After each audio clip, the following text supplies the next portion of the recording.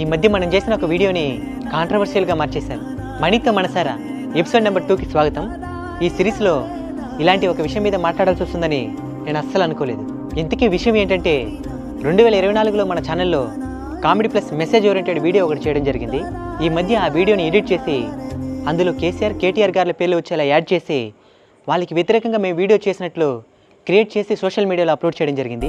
ఆ వీడియోని చూసిన వాళ్ళలో చాలామంది నిజంగా మేమే వాళ్ళకి వ్యతిరేకంగా మాట్లాడామని అనుకుంటూ ఉన్నారు.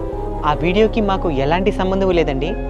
మేమెప్పుడు ఒక రాజకీయ పార్టీనో, రాజకీయ నాయకుడినో, లేదా కొంతమంది అభిమానించే సినిమా హీరోనో, లేదా చాలామంది పూజించే దేవుళ్ళనో కించపరుస్తున్నట్టు వీడియో చేయలేదు, చేయము కూడా.